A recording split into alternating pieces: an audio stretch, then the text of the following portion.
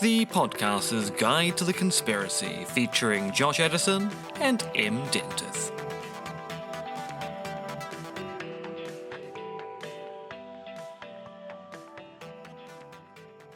Hello and welcome to the Podcaster's Guide to the Conspiracy. In Auckland, New Zealand, I am Josh Edison, and in Zhuhai, China, man is the warmest place to hide.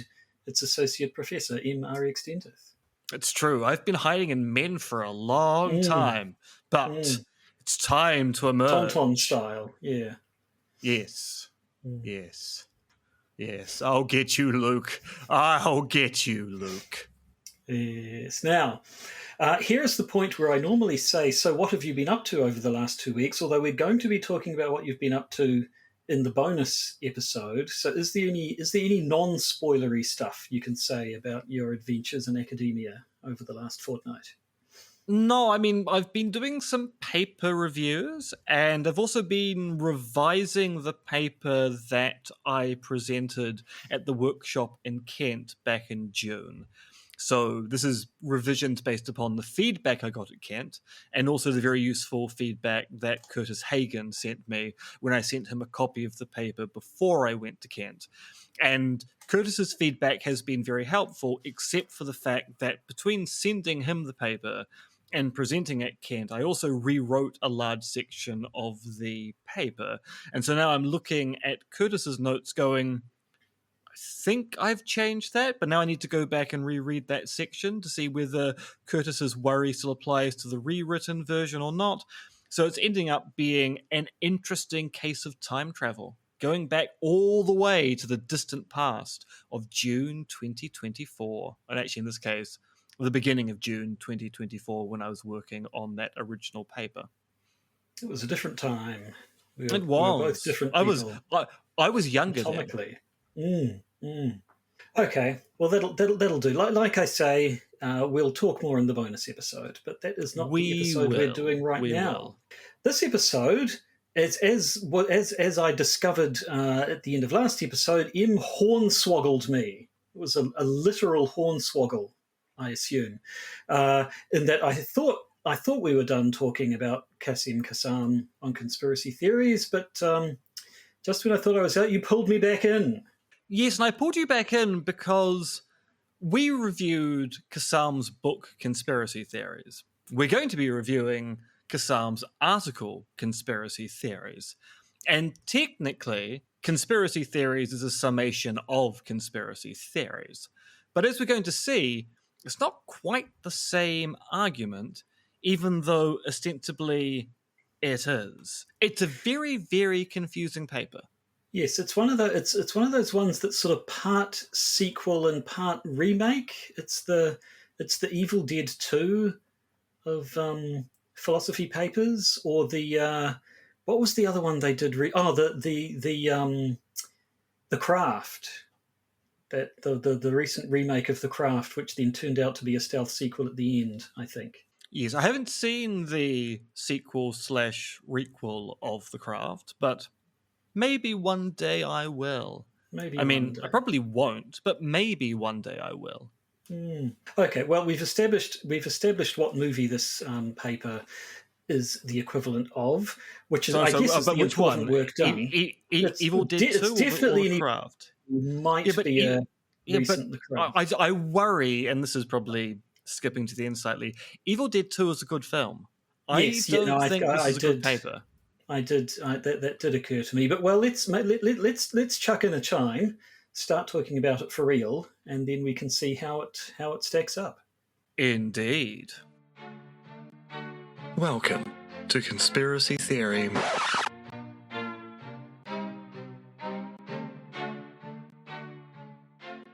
Now, I do have to say straight away, distinct lack of chainsaws in this paper. So already Evil Dead 2 is pulling out far in front, but maybe we shouldn't judge too hastily. Yeah, but isn't Evil Dead 2 also the film that has the tree rape? No, that's the first one. Is it? Oh. Yeah. Been a while. Then again, because of the nature of Evil Dead 2 being kind of a quasi-remake and also sequel to Evil Dead 1, they do get a bit confused in the old memory hole. They do, yes. No, it's quite understandable. And yeah, I think we're in for a fair bit of confusion in this one as well. Now, the paper we're talking about is Conspiracy Theories, same title as the book. Now, Josh, I just want to point out in the notes, which of course the listeners cannot see, you've got Conspiracy Theories by, and then what appears to be in scare quotes, Quassim Cassam. Surely Yes, it should be Conspiracy Theories. I appear to have written that in a bit of a quotes. hurry and put the quote marks in the wrong place. Yes, very definitely. This is written by Quassim Cassam. This is not allegedly Quassim Cassam or a pseudonym or moniker. It is a Quassim Cassam paper, Conspiracy Theories, as published in Society back in February of 2023. Yes, little typological inexactitude on my part. So maybe I should stick to someone else's words rather than my own flawed writing and go through the abstract. Now, this is usually a point where Josh maintains that he never gets to read the abstract and is going to read it this time. And I then usually counter that Josh almost always reads the abstract. But rather than engage in this pointless back and forth about who wants to read an abstract versus who doesn't, I will be the gracious loser and concede to Josh the abstract reading part of this particular aspect of the podcast. Josh, please intone. That's very good of you. To be honest, I cannot remember I can't remember the last time either of us read out an abstract, so I'm just making it up that it's my turn. And I will exercise my turn by saying current thinking about conspiracy theories is dominated by epistemological and psychological approaches. The former see the study of conspiracy theories as a branch of epistemology and insist that each theory should be judged on its evidential merits. On this account, a conspiracy theory is an explanation of an event which cites a conspiracy as a salient cause. That sounds a little familiar. Psychological approaches explain belief in conspiracy theories by reference to individual personality traits and generic cognitive biases. Despite their popularity, both epistemological and psychological approaches are flawed. After identifying their flaws, a case is made for a different perspective, which focuses on the political function of conspiracy theories. A conspiracy theory is not just an explanation of an event which cites a conspiracy as a salient cause. Conspiracy theories have a range of additional features which distinguish them from ordinary theories about conspiracies and make them unlikely to be true. The political approach sees many conspiracy theories as forms of political propaganda and is especially mindful of the role of conspiracy theories in promoting extremist ideologies. But the one thing I want to note, in Conspiracy Theories, the book, which we're going to have to keep on making some, in the same way, right. Previously, when we've covered Cassam, we had to distinguish between conspiracy theories and conspiracy theories with a capital C, capital T. Now we need to distinguish between conspiracy theories, the book, and conspiracy theories, the article. But the thing we don't need to distinguish, except we're going to have to do it anyway, is that in the abstract, and as we find in the rest of the paper, you'll never find an instance of theory being capitalized with a T. So sometimes conspiracy will be when it appears at the beginning of a sentence. But at no point do we get capital C, capital T conspiracy theories. This is a paper about conspiracy theories, no matter what kind of capitalization you want to use. Yes, so as we go through this, we'll see what that leads to. But we can start at the start with the first section of this paper proper, which is called What is a Conspiracy Theory? Actually, so this one is capitalized, but that's due to the laws of headings as opposed to the laws of sentences. Yep. So he starts by giving the example of the gunpowder plot as an example of something that is a conspiracy. He defines conspiracy as a small group of people working together in secret to do something illegal or harmful, and a conspiracy theory as just an explanation of an event which cites a conspiracy as a salient cause, referring to 1M Dentith 2019. Now, we noticed he didn't refer to you at all in his book, but here you're quoted a few times. So he just you in the interim, or had you started making a name for yourself?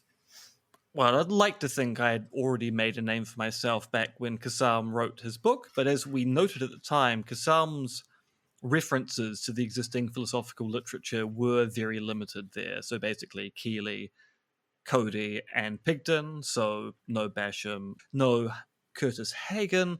There's a lacking trove of philosophers here. There are more philosophers being referenced here.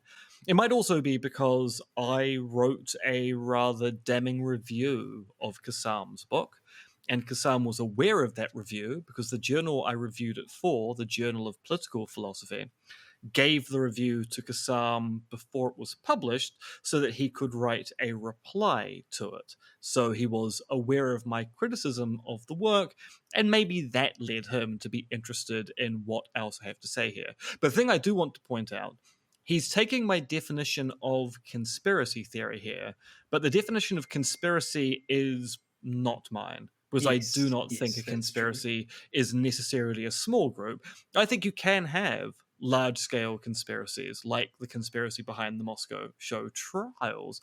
And I also think you can have large-scale conspiracies where maybe only a few people know the inner workings of the conspiracy, like the Volkswagen emissions scandal, where even though a lot of people were involved, it is also plausible to think that only a few people knew the extent of the conspiracy. So I'm quite happy to say, look, conspiracies can be big or small. What's important is the way the conspiracy is structured, not the number of people involved in the conspiracy.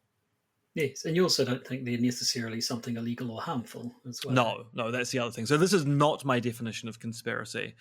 So therefore, linking the definition of conspiracy to my definition of conspiracy theory is already sending out a few red flags. Now, he calls this definition of conspiracy theory the neutral definition. So, again, a conspiracy theory is a theory about a conspiracy. That's what he calls the neutral definition. And he says the sense in which the neutral definition is neutral is that it leaves open the question whether conspiracy theories are justified or unjustified, true or false. He then goes on to quote Charles Pigden to give a neutral definition of a conspiracy theorist, which in the neutral definition is someone who subscribes to a conspiracy theory. And he notes that people who go for this neutral definition of conspiracy theory and theorist are quite happy to accept that everyone's a conspiracy theorist one way or another, whereas people who don't necessarily subscribe to this definition are not at all happy with the idea that we're all conspiracists. They would say no, which is fair.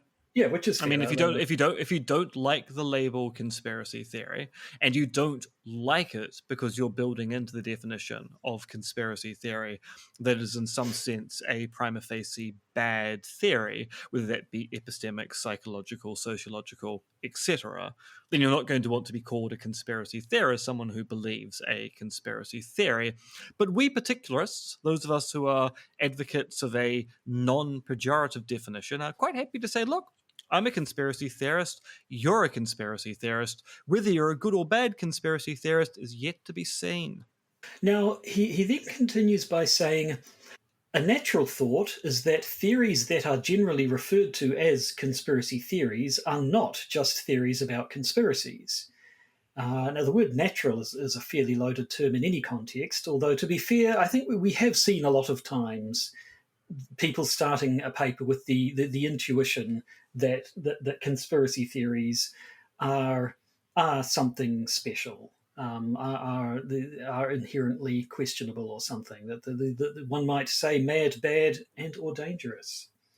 So it's possible that it's a common intuition, natural. It is, yeah. So and I think as intuitions go, it does seem to be the case that when people apply the label conspiracy theory at this time, and in most places we've investigated, people take it that conspiracy theories are not just theories about conspiracies. This is often taken to be the argument from ordinary language. We should be using the terms the way the folk use them.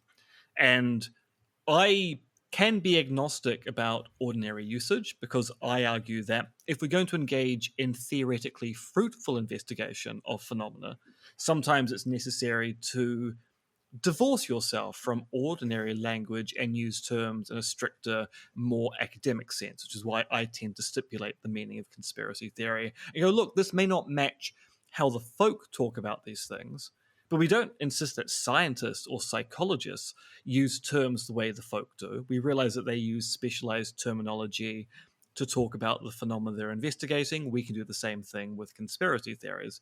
But also, I worry about this kind of natural thought style argument here, because if this is relying on the intuition of ordinary language users, one thing that linguists will tell you is that terms change over time. Just because people are using conspiracy theory and conspiracy theorists now to mark out a class of theory that people take it to be mad, bad, or dangerous, doesn't mean that's always been the case or that will be the case in future. And I think that means that's a bad argument to base a theory on. If language changes, then why rely on what the folk think? The folk are fickle. They sure are. But from here, he goes to now quote Brian L. Keeley, talking about his 2006 paper of conspiracy theories, which we've looked at. And he says that in this paper... Of conspiracy theories would be 1999. Is he taking it from the Cody edited collection here?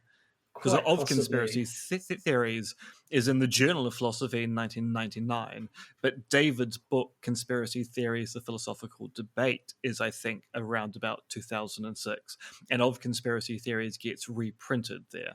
No, that's probably the one then. But at any rate, it's that paper. We've talked about it before. He says, in this paper, Brian's concern is not with conspiracy theories in this neutral sense, that what Brian's really interested in are those unwarranted conspiracy theories. Now, as I recall from that paper, it was really the mature, unwarranted conspiracy theories that he was particularly interested in. But at any rate, Cassam says that Keeley's unwarranted conspiracy theories are the theories that are usually labelled conspiracy theories, which is a bit of a worry to begin with, because he seems to be saying there that conspiracy theories are unwarranted by definition, although that kind of is his position later on. So yeah, but I mean, it's a worry here because he's going to argue that the epistemological approach towards talking about conspiracy theories is wrong-headed and that we should use a political approach instead. But his definition of conspiracy theories just makes the epistemological approach kind of moot. Well, look, if we just define conspiracy theories as being unwarranted, then we don't need to worry about the epistemology. We just need to be worried about the political use these things are used for, which means his entire arguments, as we're going to see about the epistemological approach, are kind of backdoored by the fact he's snuck his particular epistemological approach into the definition. Thus, we don't need to worry about the epistemology. We've already defined these theories as mad, bad, or dangerous in an epistemic sense.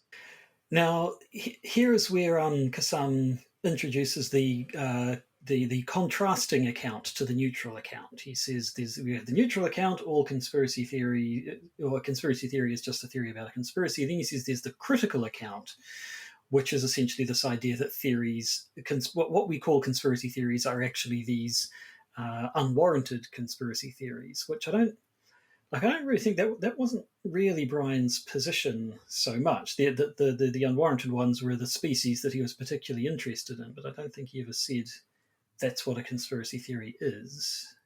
I mean, as I recall, though, from his old one, we saw at the time there were problems with the fact that people did misconstrue his work due to... Yeah, and I mean, I've admitted I misconstrued Brian's work. I think Lee Basham, in a similar way, misconstrued Brian's work at the time.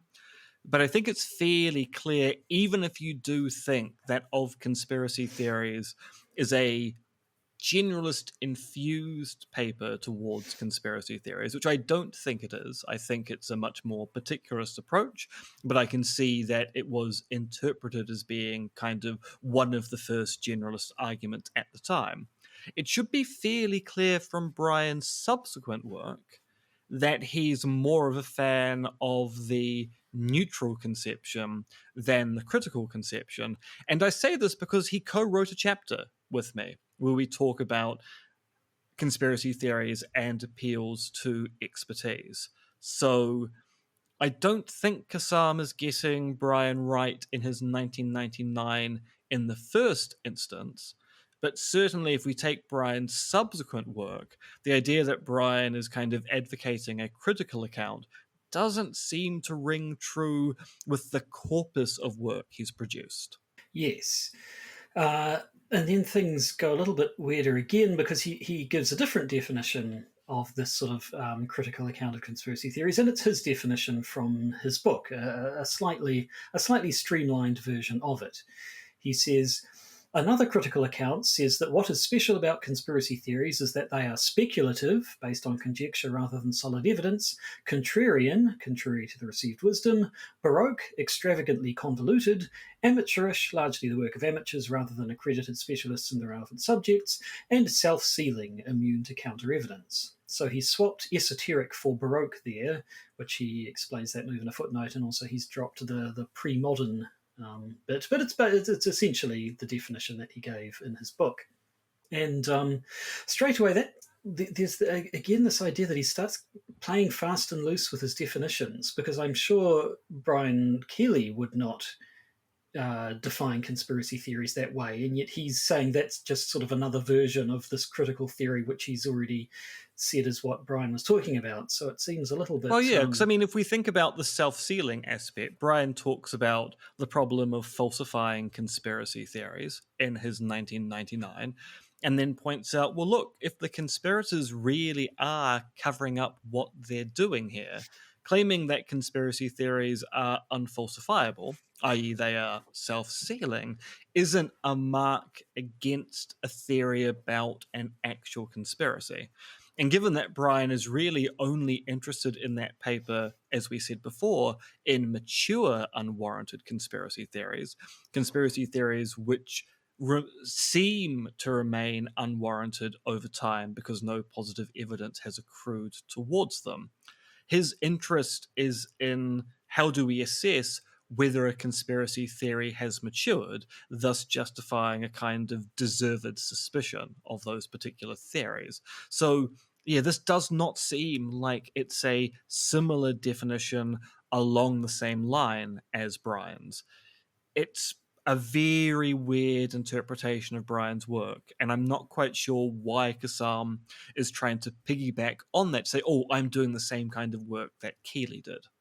And so at this point, he's defined his two approaches. There's the neutral approach and the critical approach. And he just kind of leaves it at that. He doesn't at any point, I think, in this paper, actually argue in favour of one or the other, say we should be using the neutral one or we should be using the critical one, although it seems fairly clear that he goes for the critical approach. That was his definition. Well, I mean, he doesn't explicitly say the neutral approach is wrong. As we're going to see, he's going to claim that proponents of the neutral approach are conspiracy apologists. And as we'll see at the very end of the paper, spoilers, conspiracy apologists are apologizing for anti-Semitism, and that makes them bad people. Mm. Yeah, I think it's fairly, you can infer fairly clearly that he thinks the critical approach is the right approach, but he never really spells that out. And then, of course, there's the fact that although a few times he will explicitly mention one of these approaches, most of the time he just uses the phrase conspiracy theory and never really makes it clear in the moment whether he's talking about the neutral definition of a conspiracy theory or the critical definition of a conspiracy theory. He doesn't even have his scheme of, as you say, with the conspiracy with a capital C and conspiracy without to distinguish between the two. So as we go through this, a lot of the time we'll see there'll be times where you just have to sort of infer, okay, he must be talking in the neutral sense here, or he must be talking in the critical sense here. But he doesn't make things easy on us. No, he does not. So still making the distinction clear at this point, he says, proponents of the neutral view seek to normalize and legitimize belief in conspiracy theories. Again, their neutral definition of conspiracy theories, which he does not quite make clear. He says such conspiracy apologists see conspiracy theories as playing a positive role, that of raising questions about the conduct of those in positions of power. So, yeah, apologist is a bit of a loaded term, and it really, again, it doesn't make it clear that, yes, they want to normalize and legitimize belief in conspiracy theories, but they mean that in this very neutral, general sense of the term. Yeah, and normalize and legitimize are interesting terms here, because what particularists are arguing is that we shouldn't have a dismissive attitude towards conspiracy theories. So, on one level, yes, we are trying to normalize use of the term to rob it of its evaluative or pejorative aspect, and thus legitimize the idea that there's nothing inherently wrong with conspiracy theorizing. But we're not trying to normalize and legitimize belief in conspiracy theories per se. That seems to be saying that we're doing a positive project of saying, look, if something is a conspiracy theory, then we should believe it and we should normalize belief in these things. It's slippery terminology here, in that on one reading, it's correct, but on another reading, it's sneaking in this kind of agenda that we are conspiracy apologists. We want people to believe in conspiracy theories. We are promoting belief in these things, as opposed to simply saying, look, having a dismissive attitude towards conspiracy theories isn't great because it has a negative effect, which is that sometimes people will get away with their conspiracies because they've been labeled as one of those conspiracy theories. Yes. So, rounding out the section, he says, if a conspiracy theory is just an explanation of an event which cites conspiracy as a salient cause, then it's difficult to see why conspiracy theories as such should be dismissed as unwarranted. Some conspiracy theories are plausible, while others are not. On this view, the philosophy of conspiracy theories might be expected to identify, quote, the epistemic features which make belief in conspiracy theories plausible or implausible, a quote attributed once again to one M. Dentith. So there you go. All over this one. This M. Dentith is playing an outsized role in this article compared to the book. And so he just finishes off by saying he's now going to look at an epistemological account of conspiracy theories and then also a psychological and a political account. And spoilers, he's going to think very little of both the epistemologists and the psychologists. Yes, again, no surprise if you think back to our review of his book. So the next section, the epistemology of conspiracy theories. I suspect this is the one we'll probably spend the most time on because it's the area that we're the most familiar with. But it starts, if conspiracy theories are truly just theories like any other, then there's no obvious a priori reason to reject them in advance of detailed consideration of their evidential merits, unless they are self-contradictory. As with all theories that purport to explain a given event or type of event, there is the question whether the proposed explanation is a good one and whether acceptance of a given conspiracy theory is epistemically justified. And once again, quoting you, he gives your account of the generalist versus the particularist views of conspiracy theories.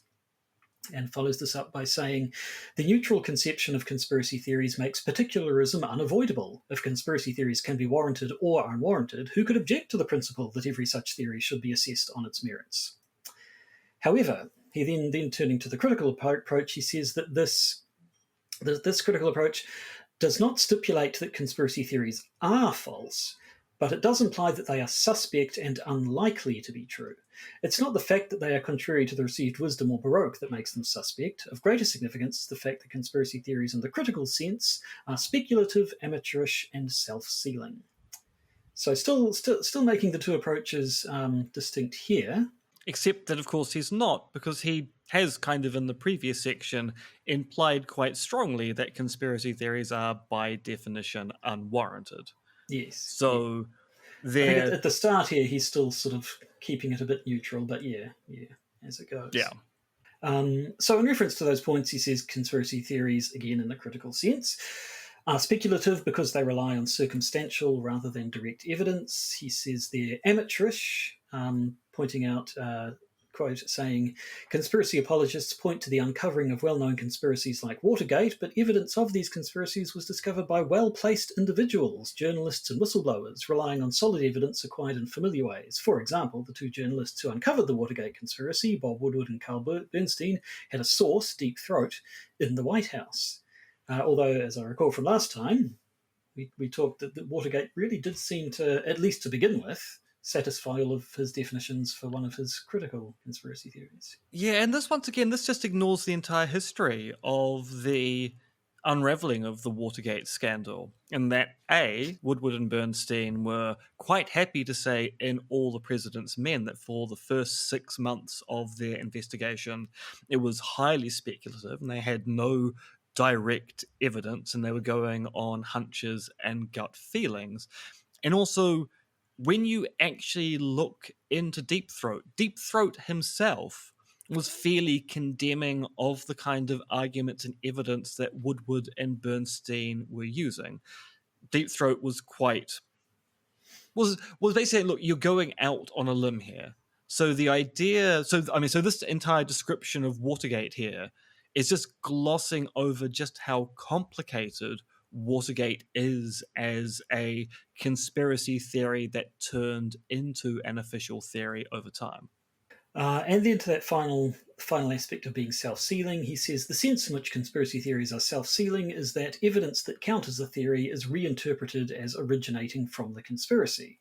And he talks about things we've seen in the papers before, how absence of evidence will be interpreted as proof that conspirators exist and are covering their tracks. Contrary evidence will be interpreted as a false trail planted by conspirators. It sounds like he's talking about falsifiability here, although he doesn't actually use that word. But I assume we're talking about the same thing, are we? I mean, it does seem that by talking about conspiracy theories as being self-insulated beliefs, that you're saying, look, they are unfalsifiable beliefs. And as we've discussed multiple times in this podcast, the idea that falsifiability is a criterion we can use to distinguish between good conspiracy theories and bad conspiracy theories isn't very useful, in part because this kind of criteria isn't very useful for distinguishing between good or bad theories anyway, because any decent philosopher of science will point out most scientific investigation of theories is itself unfalsifiable, because working out what part of a theory, which is made up of constituent components, has been falsified by some kind of crucial experiment is very difficult. And sometimes it is rational to go, well, look, this part of the theory is wrong, but that doesn't mean the overall theory is going to be wrong. It just means we're wrong about some of the sub-theories in our overall grander theory. So it's just not a good criteria. So these claims about falsifiability or self-sealingness, they just aren't very good markers of theories generally being bad, let alone conspiracy theories being bad. Yes, but nevertheless, he goes on to say, by these means, conspiracy theories become immune to refutation by counter-evidence, but theories that claim this kind of immunity are suspect, especially when their other characteristics are taken into account.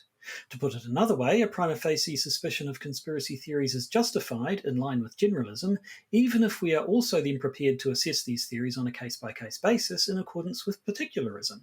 It is possible to regard conspiracy theories as suspect, but still be willing to examine the merits of individual theories, if only to establish whether one's initial suspicions were justified in a given case.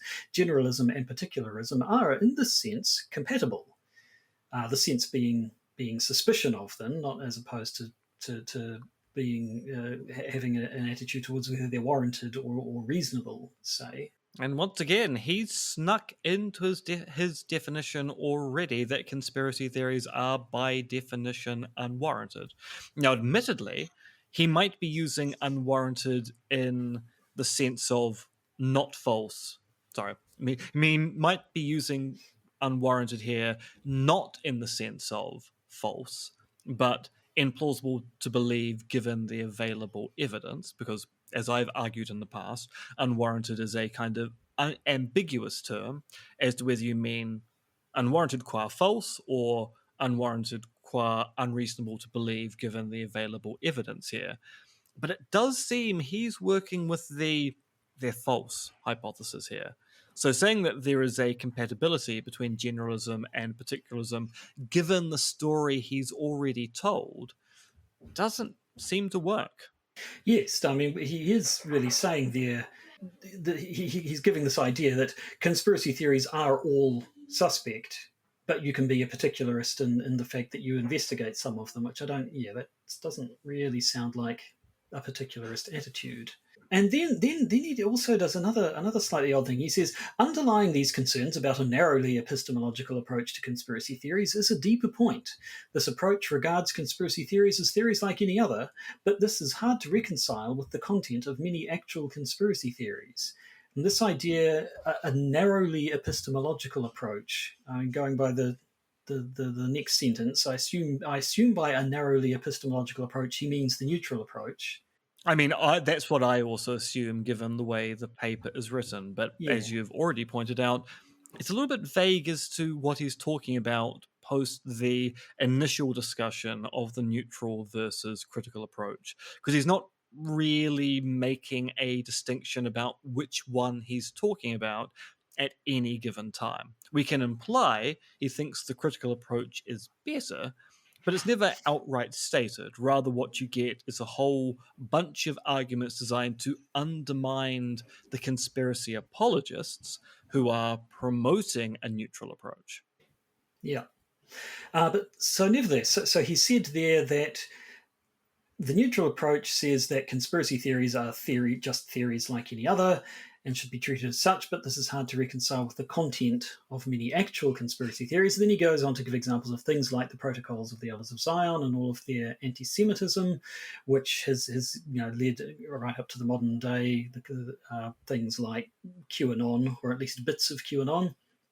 He talks about Sandy Hook style false flag theories, which are there, obviously, in many cases quite clearly there to preempt calls for tighter gun control. And he says of this, the key point for present purposes is that most conspiracy theories are political. To epistemologize them is to risk missing their point and overlooking their fundamentally ideological agendas. And so at this point, he looks at something which I hadn't seen before, but I assume I gather you're familiar with it. He looks at this approach by Russell Muirhead and Nancy Rosenblum, of what he calls, or what they call, conspiracy without the theory. He says, unlike classical conspiracy theorists who want academic respectability, the new conspiracism, which is a term will come up a bit, one of whose most notable exponents is Donald Trump, is different. And now quoting Muirhead and Rosenblum, there is no punctilious demand for proofs, no exhaustive amassing of evidence, no dots to form a pattern, no close examination of the operators plotting in the shadows. The new conspiracism dispenses with the burden of explanation. Instead, we have innuendo and verbal gesture. A lot of people are saying, or we have bare assertion, rigged. What validates the new conspiracism is not evidence but repetition. The new conspiracism, all accusation and no evidence, substitutes social validation for scientific validation. If a lot of people are saying it, to use Trump's signature phrase, then it's true enough. So as well as this idea of conspiracy without the theory, this is also the first time the term conspiracism pops up in this paper, and it's not really defined. I assume by conspiracism, he just means believing in conspiracy theories? Herein lies the rub. It's not quite clear in the literature what people mean by conspiracism. Yeah. Sometimes conspiracism simply means conspiracy theorizing. Sometimes conspiracism is akin to a conspiracy mindset, the idea that you are predisposed to believe in clusters of conspiracy theories. And sometimes it's used interchangeably for both ideas, both belief in individual conspiracy theories and a mindset that leads you to form conspiracy theory beliefs. Now, Muirhead and Rosenblum's approach that the idea that there are some conspiracy theories that exist now sans any evidence is interesting. It's also not exactly conclusive. Steve Clark wrote a withering takedown of Muirhead and Rosenblum's book for the Social Epistemology Review and Reply Collective. So there are philosophers who have responded to their arguments and gone, they're basically A, misconstruing what's going on in a lot of these political debates, and B, also making this out to be something which is new and novel. But actually, this has been part of political rhetoric for a very long time. And maybe it's interesting that people like Trump are dressing their conspiracy rhetoric up in the guise of the language of conspiracy theories. But we should be more concerned about the political rhetoric part rather than the use of conspiracy theories to labor that rhetoric. So there are two issues here. A, you're quite right. It's not clear what conspiracism is, and this will be a problem for the next section because Cassam's going to talk about conspiracy mentalities, which is going to kind of poo-poo And yet, arguably, when promoting the new conspiracism, he's going, yay, yay. Yes, so there's that, and we're going to be talking about this new conspiracism further on in the later sections. But right now, Cassam says that this new conspiracism is a problem for the neutral approach because, as he says, conspiracy apologists, and again, the two seem to be synonymous at this point. People who take the neutral approach are conspiracy apologists. He says conspiracy apologists demand that conspiracy theories not be rejected without an appropriate evaluation of the evidence, but this demand makes no sense when no evidence is offered.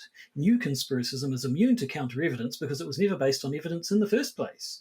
Conspiracy apologists see conspiracy theories as playing the positive role of raising questions about the conduct of those in positions of power, yet the leading new conspiracist was the president of the USA. Now, let's just note, conspiracy apologists apparently see conspiracy theories as playing a positive role. That's not a claim that particularists make.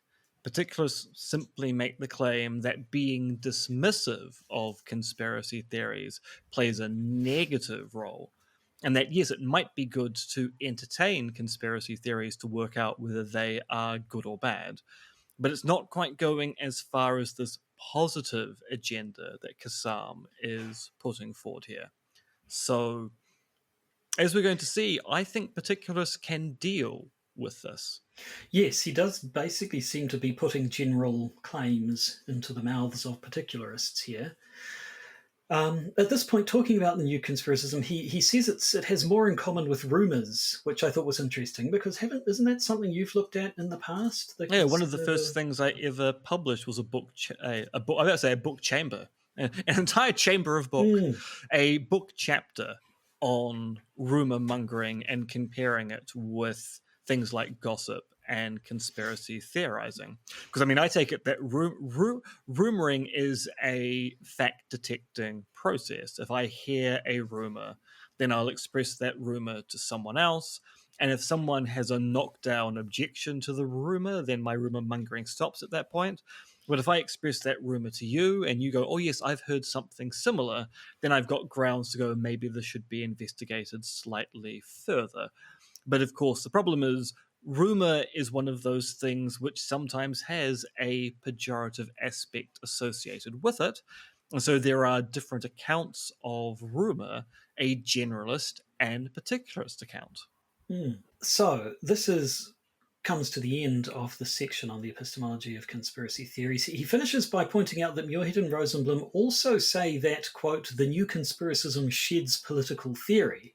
Now, Cassam's not so sure about that because obviously we know he thinks conspiracy theories are thoroughly political, but that can wait until part 4. But before we get to part 4, just let me say, Cassam takes it that the new conspiracism, if it were a thing, would be a problem for the particularists, because we would be defending conspiracy theorizing, but much conspiracy theorizing occurs without evidence, so we would be defending the promotion of non-evidentially based conspiracy theories. And of course, the particularists can simply respond by saying, look, all we're saying is that if someone offers a conspiracy theory, then we need to assess it on its evidential merits to work out whether it's a good conspiracy theory or a bad one. If people are putting forward conspiracy theories sans evidence, I suspect most, if not all, particularists are going to go, well, that's just a bad conspiracy theory because there are no particular bits of evidence for us to assess. If you're simply saying, well, so I believe that alien shape-shifting reptiles control the British monarchy. Why do you believe that? I've got a gut instinct about this. Most particularists will say, well, that's not a good evidential base for putting forward a conspiracy theory there. So even if I were someone who normally promotes conspiracy theorizing, I'm not promoting that kind of conspiracy theorizing because particularism requires us to assess conspiracy theories on the evidence. And you, sir, have no evidence, sir. I say good day, sir. I say good day. Yes, it does sound a little bit like a gotcha. If you say, political, you think they should be evaluated on their evidence. Well, what if there's no evidence? And it sounds like that's bad. That's not that doesn't stump us. That's like no evidence is almost as bad, or maybe even worse than bad evidence.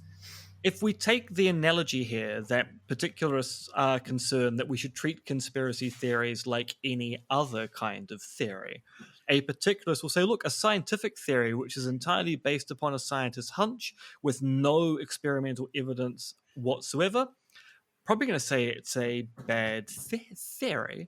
A psychological theory, which is just generated sans evidence, also a bad theory. Historical theory, that someone just has a hunch about, also a bad theory. If you're not offering evidence for your theories, particularists are going to go, well, those are just bad theories. Where's the evidence? Where's the beef? Exactly. So we lead into the next section. Cassam points out that Muirhead and Rosenblum also talk about the conspiracist mindset, and that's what we start looking at in the next section, the psychology of conspiracy theories. So he starts by talking about Ted Goertzel's paper, Belief in Conspiracy Theories, which is not one that we have looked at particularly, but it has been referred to by other papers we've looked at. Goertzel is a name I recognised. This is a paper that takes a survey with a very small sample size and takes it that because people in that group believe one conspiracy theory and a whole host of other ones, generally conspiracy theorists are people who, once they believe one conspiracy theory, can be induced or are induced to believe in a whole lot of other conspiracy theories. It's the beginning of the monological belief system within the psychology of conspiracy theory. Goertzel doesn't originate the monological belief system. It's a different Goertzel who actually comes up with that.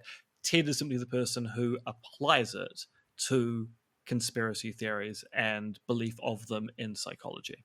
Yes, Cassam points out that this paper, Belief in Conspiracy Theories, he credits that with a bit of an explosion in academic in psychological sort of research in academia into conspiracy theories, and points out that there's a lot of it these days. Now, it really started to become apparent to me in this section that he just talks about conspiracy theories all the way through and never really says what he means by conspiracy theories. Is he using a neutral definition or is he using a critical definition? Looks like it's the critical definition most of the time, but sometimes it's not quite clear. Now he says, talking about the psychology of conspiracy theories, research in this area, which has been further stimulated by conspiracy theories about the COVID-19 pandemic, has been dominated by two ideas. The first is that conspiracy theorizing is partly the result of what Rob Brotherton describes as some of our brain's quirks and foibles.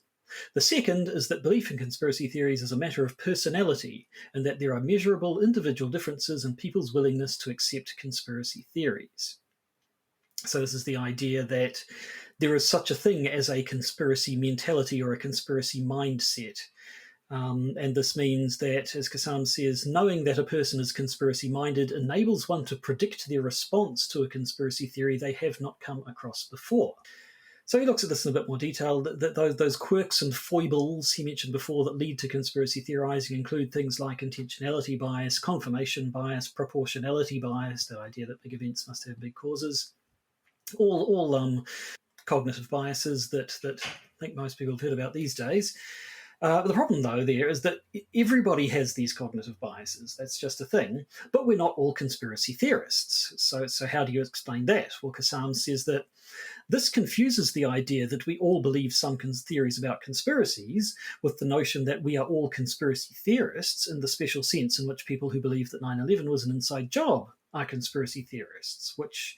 That was interesting. He's actually chiding people for confusing the neutral and the critical approaches, when that seems to be a large chunk of this paper. And also, it's quite clear he doesn't really understand what psychologists are talking about when they say someone has a conspiracy mindset, which may be based upon personality, traits, or traits. So, I mean, often when you get a discussion about the dark triad and its involvement in belief in conspiracy theories, so the dark triad is narcissism, schizotypy, and Machiavellianism. And psychologists will point out everybody has some degree of a Machiavellian, schizotypic, or narcissistic personality. Everybody suffers is a weird word to use here. Everybody has this to some degree. The issue is the dark triad is when people score on all three highly, then you get a tendency to believe in conspiracy theories. And so everybody also has some degree of an intentionality bias, a confirmation bias, and a proportionality bias. These things can be moderated by things like age and education. And some people are more or less predisposed to weigh them in a greater or lesser extent. It's only when you have a particular combination of the three that you then get, according to the psychologists who are interested in conspiracy mindsets or conspiracy mentalities, a tendency to believe in conspiracy theories. Because the thing that Cassam is riding roughshed over here is that a conspiracy mentality or mindset doesn't tell you you must believe in conspiracy theories. It simply tells you that you have a preponderance or tendency to believe conspiracy theories. It may never be actuated. And some people who also don't score highly on these things may also believe conspiracy theories for other reasons. But nevertheless, so having made that point, he returns to the question. We all have cognitive biases, but we're not all conspiracy theorists in the critical sense. So what's up with that? He says, which I think is kind of the point you just made, cognitive bias approaches are not committed to regarding generic cognitive biases as sufficient for belief in conspiracy theories. Nevertheless, it remains true that in the rush to explain belief in conspiracy theories, psychological accounts are in danger of forgetting that increasingly neglected but widespread phenomenon of disbelief in conspiracy theories. The more natural belief in conspiracies is held to be, the more mysterious it seems that millions of people do not believe them. Again, we're talking about conspiracy theories in the critical sense here, but if we have an account that makes it that we believe in conspiracy theories more, well, there are lots of people that don't, again, believe in conspiracies in the critical sense. But once again, it also depends on how you define conspiracy theory in the first instance. But so he goes to say if conspiracy mindedness, rather than being a result of cognitive biases, is a personality trait, then that could be a better explanation, since we don't all have the same we may all have the same cognitive biases, we don't all have the same personalities. And then we start looking at those various psychological studies that we've seen a bunch before and we're not impressed by. So the talk of monological belief systems. So the people who believe in one conspiracy theory are more likely to believe in other conspiracy theories. Again, conspiracy theory in the critical sense, critical definition of the word. He talks about the study that people will believe in contradictory conspiracy theories, which we've looked at a couple of times before. And short answer, no, they don't. It was a misinterpretation of the results of the study. The idea that people will believe in fictitious conspiracy theories. So they studies where they've made up a conspiracy theory and asked people. And this, again, it's glossed over fairly quickly, and it's not quite clear if it's you tell people a fictitious conspiracy theory and they say, yes, I believe that is true. Or if you give people a fictitious conspiracy theory and they say, yeah, that could be true, I'd be willing to believe that, which is a much different claim. Yeah, which gets into a particular issue of psychologists sometimes don't seem to understand that belief doesn't mean sincere or committed belief. And also a factor in the way that Likert scales are used? Oh dear, my English language skills are terrible today. The way that Likert scales are used, it's usually a 7-point scale, sometimes a 5-point scale between 1, strongly disagree, 7, strongly agree, is that often 1 and 2 and 6 and 7 are kind of conflated to be the same thing. So people who are going, well, I agree that I believe it, but I don't strongly agree. Because, we're going to treat your agree as being strongly agree. And there are big debates as to whether that is actually warping the results by going, well, you're just assuming that people who agree with claims would also strongly agree with claims. Well, actually, in many cases, people might only agree with claims going, well, look, I think it's true. I'm fairly sure it's true. but I'm also just about aware that I might be wrong. But even so, even if we go for this thing that there are personality traits can explain why some people are more willing to believe conspiracy theories than others, even in this case, conspiracy-minded people don't believe just any and all conspiracy theories. And one thing he points out is that the divisions you see between sort of your liberals and conservatives. Conservatives are much more likely to be Obama birthers, for instance, whereas apparently 9/11 truthers tend to be more liberal, or at least certainly if it's the side that's opposed, the species of 9/11 trutherism that's particularly opposed to George W. Bush's administration. So how do we account for this? He says, the explanation is political. The particular conspiracy theories, if any, to which people are drawn are the ones that accord with their broader political or ideological commitments. The if any there is a bit weird. The particular conspiracy theories, if any, to which people are drawn are the ones that accord with their broader political or ideological commitments. So he's saying that there might not be a political explanation at all, that if we're going to explain belief in conspiracy theories, the best account is political, but it might not apply. The best account may not apply. So we may have the best account, but it may not actually apply to belief in conspiracy theories. All we can say is the epistemological and psychological accounts are worse. The political account may not actually even be true, but it is still better. Seems to be what he's implying. Yeah, I don't, or at the very least, it seemed like he was breaking out of that idea of that we're talking about particular personality traits that are more likely to believe in conspiracy theories, and maybe we're now just talking about any old people, some of whom believe. I don't know. He doesn't, when he talks about belief in conspiracies being broken down in certain ways, he only ever talks about them being broken down in political terms, left versus right. Or, I mean, I guess he did say ones that accord with their broader political or ideological commitments. Ideology, I suppose, is a lot broader than just politics. So maybe that explains it. But he only ever really seems to talk about people's political position influencing what conspiracy theories they believe in. Now, after all of this, he says, this is also the lesson of belief in the protocols of the Elders of Zion. Regardless of whether Hitler was conspiracy-minded, it would be perverse to explain his belief in this theory without mentioning that the fact that it was integral to his Nazi ideology. Hitler was receptive to anti-Semitic conspiracy theories because he was anti-Semitic. This is an essentially ideological explanation of his commitment to a particular conspiracy theory, though it leaves open the question why some people are susceptible to Nazi ideology. Even if being attracted to extremist ideologies is a personality trait, there's still the question why people are attracted to one extremist ideology in particular. There's considerable historical evidence of a link between conspiracy theories and extremism. It's possible to be a conspiracy theorist without being a political extremist, but most political extremists are conspiracy theorists. Political extremism is a risk factor for conspiracism and vice versa. It is a weakness of psychological approaches that they neglect the ideological foundations of conspiracy theorizing. A more overtly political perspective is needed, which leads us into the next section, but I think you had something to say about that. Yeah, because it's fairly clear he's going, look, the neutral conception which the epistemologists seem to be engaging in is bad. And so we need a critical conception, which he's going, well, look, it does seem like the psychologists are engaging in a kind of critical view here. But it's the wrong critical view. They want to do it by personality traits. And that doesn't get us the right kind of results because a political story would be better. Now, I have been critical of conspiracy mindset stuff in psychology in the past, but as I said before, Cassam seems to be overlooking the fact that psychologists are not saying personality traits predict belief in conspiracy theories in a strong sense.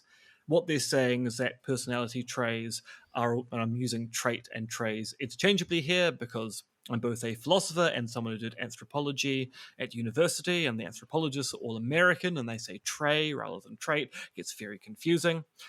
The psychologists are talking about these personality traits or traits as being something which leads you towards belief in conspiracy theories. It's not a decisive factor, except in cases where you've got extreme personality traits. It is something which gives you a tendency or preponderance of belief in conspiracy theories or clusters thereof. But maybe the bigger issue is it's not clear that psychologists, or at least all psychologists, are taking a critical approach. Because one of the leading lights in discussions of conspiracy mentalities is Roland Emhoff. And in a paper that was published at the beginning of this year, Emhoff writes the following. One aspect that deserves particular attention is the contamination of specific conspiracy belief with low truth value. Items tapping into conspiracy mentality, on the other hand, are not prima facie right or wrong, but reflect different worldviews. While some authors have argued that it is a downside of the conspiracy mentality concept that it does not entail the tendency to subscribe to normatively weak beliefs, I would argue that this is a strength. Only a subset of specific conspiracy theories are normatively implausible beliefs. Although arguably, these are the ones most frequently studied and most resonant of lay understanding of the term, there are a number of conspiracy theories that have evidence in their favor that the Nazis conspired to annihilate European Jewry, that Muhammad Atta and other al-Qaeda terrorists plotted in secret to fly passenger planes into the World Trade Center, or that a group of members of the Nixon administration secretly wiretapped and broke into the headquarters of the Democratic Party. What these conspiracy theories have in common is that they are well accepted and there is good evidence for their accuracy. Nevertheless, believing in them suggests believing in secret coordination and cover-up. We would thus expect them to be associated with conspiracy mentality as well. On the flip side, the frequently reported association of conspiracy belief with low cognitive skills or more intuitive and less analytic processing might just be an artifact of choosing implausible conspiracy theories as items. That sounds like particularism. It certainly does. And it's also saying, look, if you only focus on certain examples, and in Cassam's case, focus on examples which have clearly anti-Semitic or good reason to believe they have crypto anti-Semitic content, then sure, you can generate a theory which says, look, extremism and anti-Semitism is linked to a particular kind of belief in conspiracy theories. But if that's an artifact of the examples you're using, and not a consequence of the theory that you're advocating, that is a problem. And that's the problem of the next section. Yes, so as he said at the end of this one, a more overtly political perspective is needed, and that leads him into the fourth and final section, the politics of conspiracy theories. He starts by saying one way that conspiracy theories can be political is by giving expression to a more or less specific political ideology. Thus, the Protocols of the Elders of Zion is an expression of the ideology of anti-Semitism. A different way for conspiracy theories to be political is for them to have a political agenda. In this section, we can probably...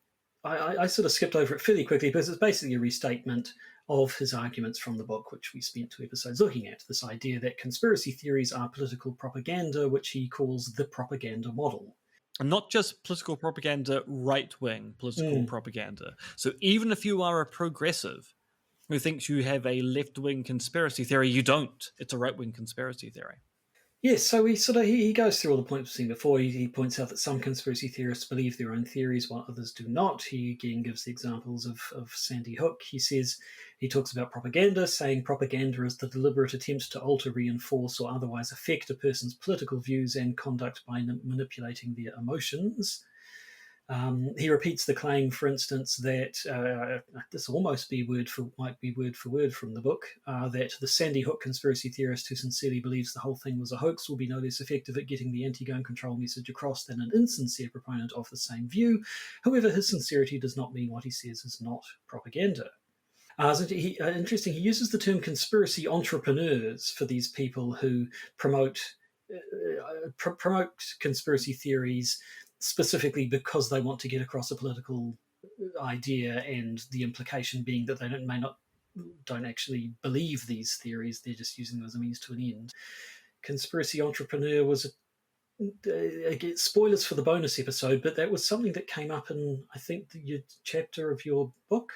Yes. So there's the work of Jaron Harabin is very good here, although Cassam is talking here about Sunstein and Vermeulen and their discussion of entrepreneurs instead.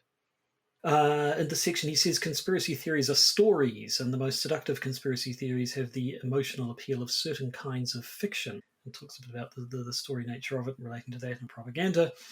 Again, he has a go at those dang conspiracy apologists, with the idea being that they are implicitly excusing anti-Semitism and other dodgy ideologies. He says, if conspiracy theories are political propaganda, then conspiracy apologists risk being apologists for or associating themselves with the causes that conspiracy theories promote. Many of these are extremist or racist causes. So, once again, conspiracy apologist seems to mean person who takes the neutral approach to conspiracy theories. That's just it. He says anti-Semitism is part of the historical DNA of conspiracy theories, many of which still explicitly or implicitly identify the Jews as the villains of their stories. It's difficult to make excuses for conspiracy theories without also, at least implicitly, making excuses for the anti-Semitic tropes and motifs that have dominated the conspiracy tradition throughout its history. And again, it's only difficult to do that if you're making excuses for conspiracy theories in general, but not if you're making, if you take a particularist approach towards conspiracy theories, then that doesn't seem to be a danger.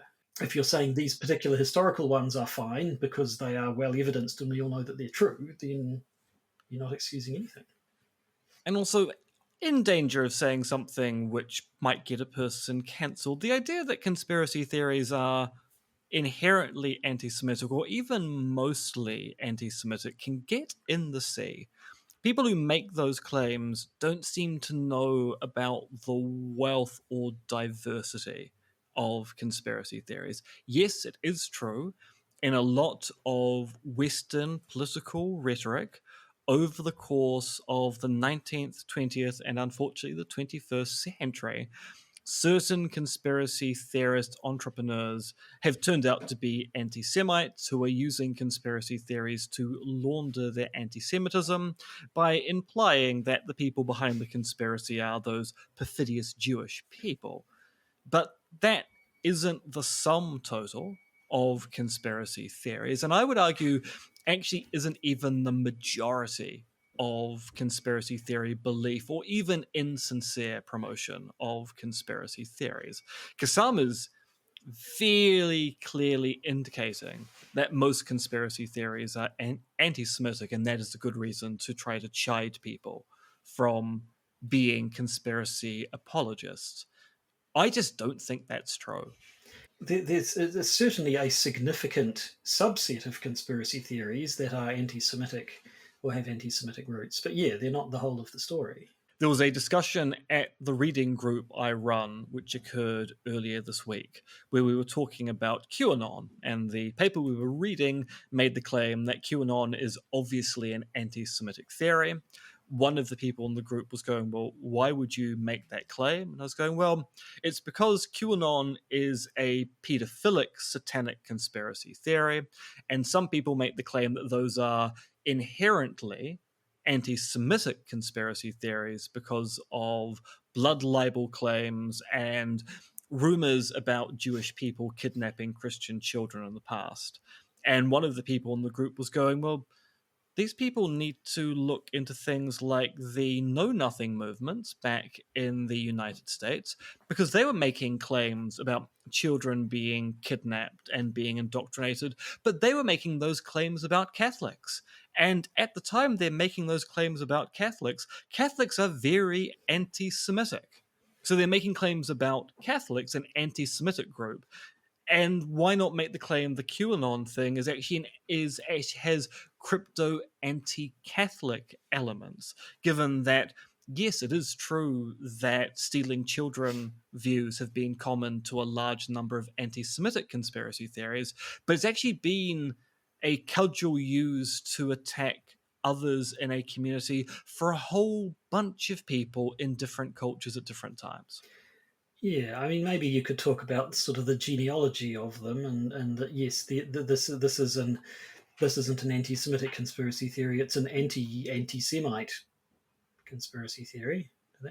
double negative makes sense here, which could be a result of, oh, you're saying these people do these horrible things. No, it's not. Or you're saying we do these horrible things. No, it's not us who does them. It's you who does them. So it is still sort of descended. I don't know, but anyway, yeah, it's certainly it's not conspiracy theories as a whole. Now, having laid out his idea of the propaganda model of conspiracy theories, he then does look at a few sort of questions that could be asked of this. He considers the question, how does the propaganda model of conspiracy theories account for the fact that some conspiracy theories have no political content? And here he sort of says, well, maybe you can point to some that don't have any political content, but conspiracy theories are, quote, generally political. And there's just that even if you do have actually apolitical conspiracy theories, they can kind of function like a gateway drug. So they can still be a bad thing because they may get you into the overtly political conspiracy theories. And he also replies to that by saying that some theories that seem apolitical often have a political angle. So looking at, say, I think he gives the example of the moon landing conspiracy theories or anti-vax stuff, where on the surface of it, the idea that the US government faked the moon landing may not be. It's about the government, but it's not talking about pushing forward a political ideology. But then you get into the whole cover-up aspect of it. Well, once you look at why do we not believe that this thing really happened, and then you get into the idea of a cover-up, and so then you do end up getting political in the end of it. So that's his account. There's a weird bullet-biting exercise that also goes on here. So in the book, when Cassam talks about this, he admits that there are some quite clear cases of conspiracy theories with a capital C and a capital T, which are not political in content. And the example he puts forward is the Elvis is dead set of conspiracy theories, going, well, look, quite clearly non-political, bit of an exception, but the exception proves the rule. In this paper, he says, look, the theory that Elvis faked his own disappearance is barely a conspiracy theory, since there cannot be a conspiracy of one. So he's trying to define Elvis faking his death theories as not being conspiracy theories, but going, well, look, if you believe Elvis faked his death, it's not a conspiracy because Elvis acted alone. There was no one helping him. Now, I'm sure that there are some people who do believe that Elvis faked his own death and did it in the middle of the night and no one else was aware. But the majority of Elvis faked his own death conspiracy theories are conspiracy theories that say that either Lisa Marie Presley knew of the faking because she helped him with it, and his manager, who I want to call Colonel Sanders, because I know he had a manager called the Colonel at some point, and I can't remember. So Colonel Sanders from KFC was also involved in faking the death KFC of Elvis. Yeah, and well, he thought faking his death was finger licking goods, as did the king. So most of the conspiracy theories about Elvis faking his own death are conspiracy theories involving more than just Elvis here. But Cassam just defines them away by going, look, it's barely a conspiracy if he acted on his own. Okay, so yeah, if you tell the story that way, there are lots of things we can say are barely a conspiracy. Because JFK being shot is not a conspiracy theory if you believe the official theory, which is Lee Harvey Oswald working on his own. But if you believe the conspiracy theory was that JFK faked his own death by pretending to be shot, then you can define that away by saying it's barely a conspiracy, even though there had to be a lot of people helping with that, given it was a very visual event.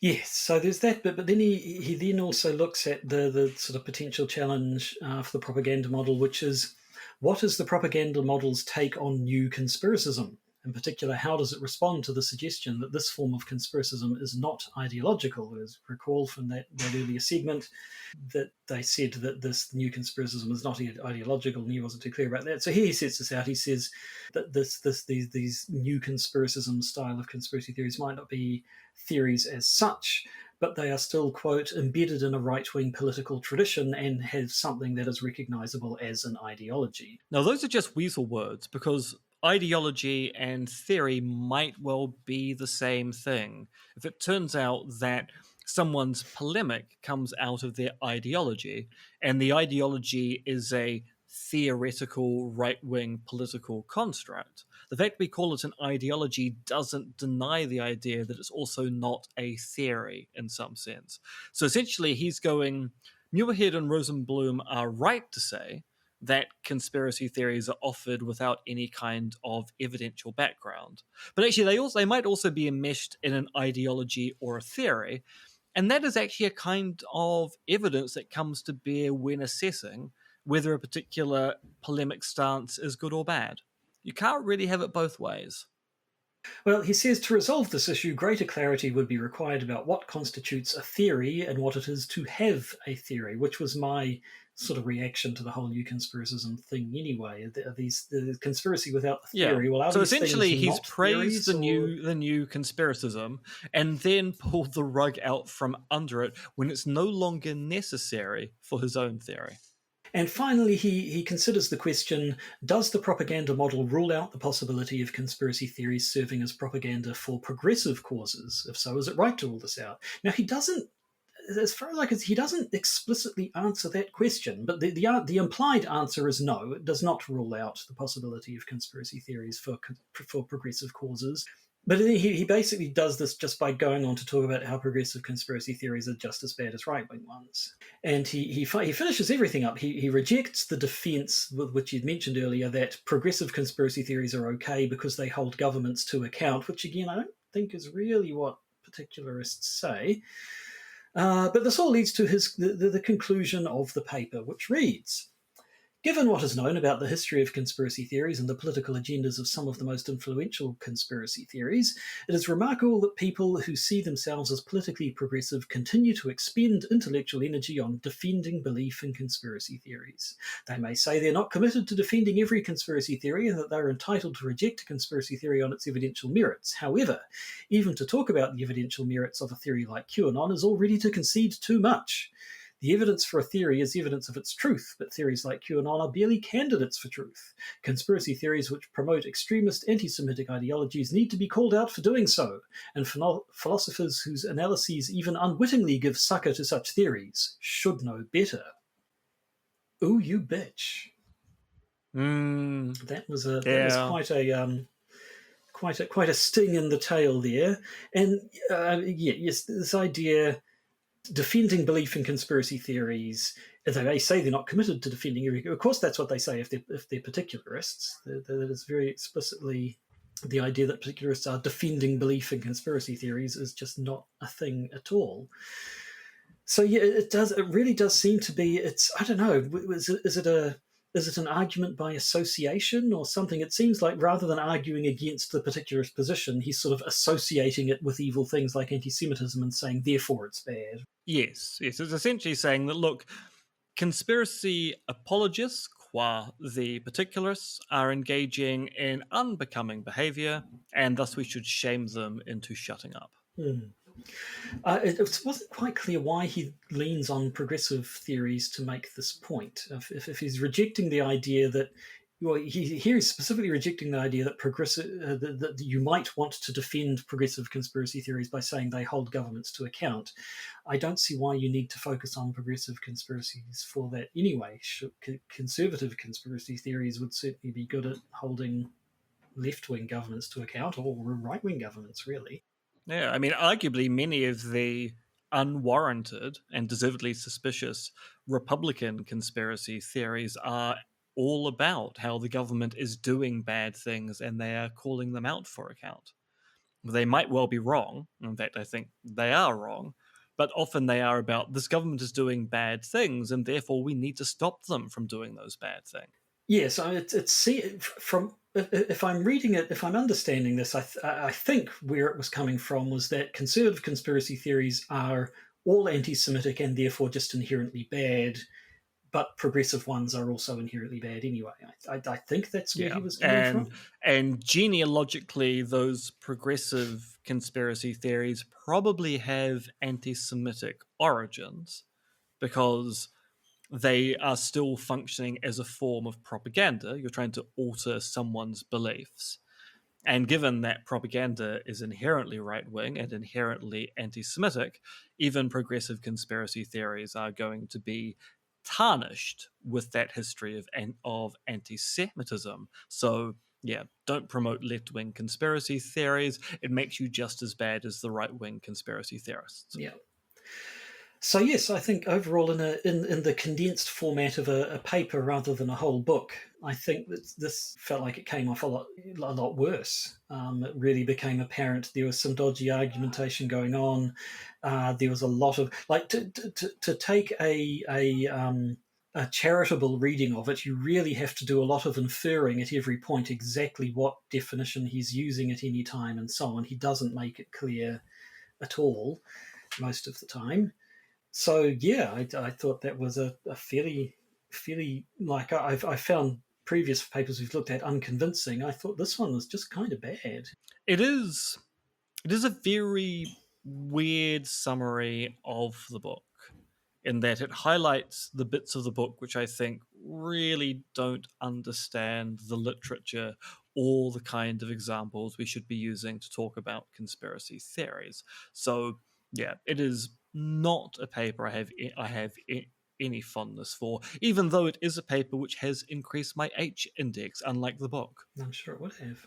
So we have some news, but now that I look at it, I wonder if maybe we should save this for next episode and actually do a whole episode talking about this sort of stuff, because the news probably isn't going anywhere. What do you think? No, and I mean, given that we've talked about side projects of this news, related projects to this news, it might be good to kind of incorporate it into those stories and put them into one place. So yes, I think the mysterious object of which we were going to speak must remain mysterious for another fortnight. I will say hat tip to a friend of the podcast, Hayden, who alerted me to this bit of news that occurred during this week, so he knows what we're talking about. But I think we'll leave that, and I think we can make it just main episode, not just news. Make it big news, main episode news. Which means that we can draw this episode to a close with, of course, the usual not disclaimer, the usual exhortation to become a patron. So you can exhortation. Is that some kind of French dish? Ah, yes, monsieur. Here is your exhortation. Away with you, David Suchet. I wish to exhort you to become a patron so you can listen to our patron bonus episode, which this time will be a discussion of Chapter 2 of M's forthcoming book and what it may or may you not say contain. Forthcoming, yeah, book which I'm writing, which will hopefully become a forthcoming book at some point. Yes. So there's that. If you want to become a patron, go to patreon.com. Look for the Podcaster's Guide to the Conspiracy. But to patrons and non-patrons, one and all, thank you for listening to this episode regardless. We'll have an interesting, mysterious topic for you next time, but until then, I shall just say goodbye.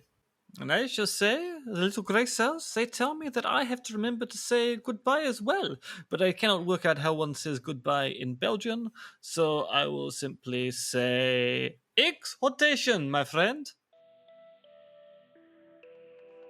The Podcaster's Guide to the Conspiracy stars Josh Addison and myself, Associate Professor M.R.X. Dentith.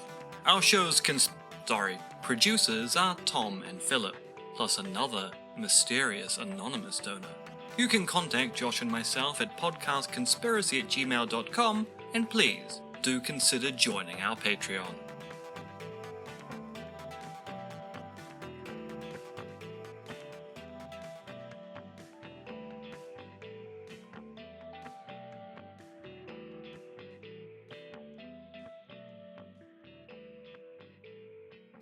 And remember, keep watching the skis.